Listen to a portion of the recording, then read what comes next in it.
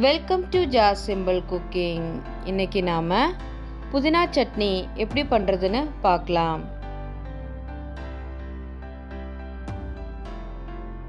புதினா சட்னி பண்ணுறதுக்காக நான் இங்கே முதல்ல ஸ்டவ் ஆன் பண்ணி ஒரு கடாய் வச்சுருக்கேன். அதில் 2 ஸ்பூன் அளவுக்கு எண்ணெய் சேர்த்துக்கோங்க. எண்ணெய் சூடானதும் இதில் ஒரு சின்ன துண்டு இஞ்சியை சின்னதாக கட் பண்ணி சேர்த்துருக்கேன்.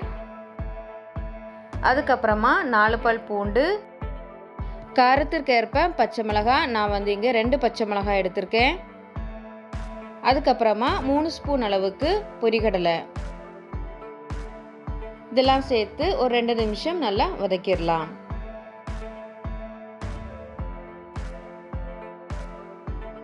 ரெண்டு நிமிஷம் நல்லா வதக்குனதுக்கப்புறமா இப்போ இதில் புதினா இலை சேர்த்துடலாம். நான் இங்கே 2 கப் அளவுக்கு புதினா இலை சேர்த்துருக்கேன்.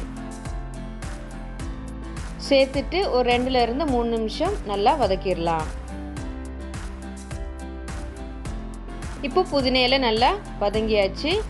இப்போ நாம் இதில் தேங்காய் சேர்த்துடலாம். நான் இங்கே 1/2 கப் துருவின தேங்காய் சேர்த்துருக்கேன். கூடவே கொஞ்சமாக புளி சேர்த்துக்கோங்க. சேர்த்துட்டு இது ஒரு 1லேருந்து 2 நிமிஷம் லைட்டாக வதக்கிக்கலாம். இப்போ தேங்காய் சேர்த்து லைட்டாக வதக்குனதுக்கப்புறமா நாம் இப்போ ஸ்டவ்வை ஆஃப் பண்ணிடலாம்.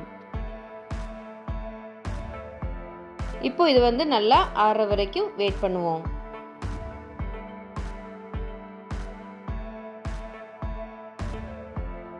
இப்போ இது நல்லா ஆறிடுச்சு. இப்போ நாம் இதை ஒரு மிக்ஸி ஜாருக்கு மாற்றிடலாம்.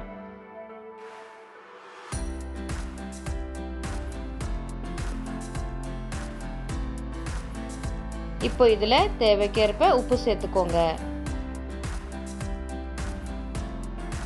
அதுக்கப்புறமா இதில் தேவைக்கேற்ப தண்ணி சேர்த்துக்கலாம். நான் இங்கே 1/2 கப் அளவுக்கு தண்ணி சேர்த்துருக்கேன்.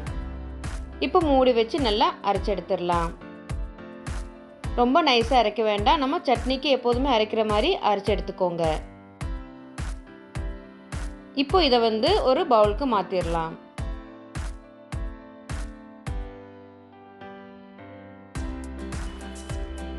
இப்போ சட்னியை பவுலுக்கு மாற்றியாச்சு. இப்போ நாம் இதை தாளிச்சிடலாம். அதுக்காக ஸ்டவ் ஆன் பண்ணி ஒரு பேன் வச்சுக்கோங்க. அதில் 2 ஸ்பூன் அளவுக்கு எண்ணெய் சேர்த்துக்கோங்க. எண்ணெய் சூடானதும் இப்போ இதில் 1/4 ஸ்பூன் அளவுக்கு கடுகு சேர்த்துக்கோங்க.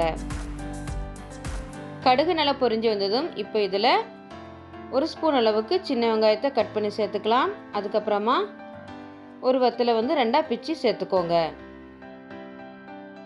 வெங்காயம் நல்லா வறுபட்டதும் இப்போ இதில் கொஞ்சம் கருவேப்பிலை சேர்த்துடலாம். சேர்த்துட்டு நல்லா கலந்து விட்டுக்கோங்க.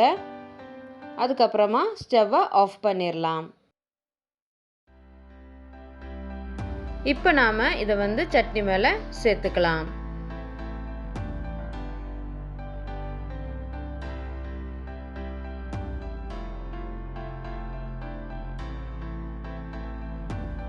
சேர்த்துட்டு நல்லா கலந்து விட்டுக்கோங்க.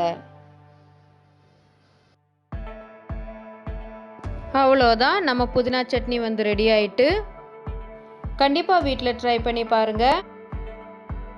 இந்த வீடியோ உங்களுக்கு பிடிச்சிருந்துச்சின்னா லைக் பண்ணுங்கள், ஷேர் பண்ணுங்கள், மறக்காமல் சப்ஸ்கிரைப் பண்ணுங்கள். தேங்க்ஸ் ஃபார் வாட்சிங்.